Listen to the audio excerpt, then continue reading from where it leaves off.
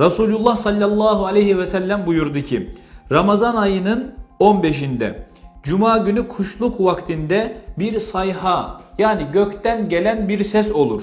Bu olay Ramazan'ın ilk gününün Cuma'ya denk geldiği senede olur.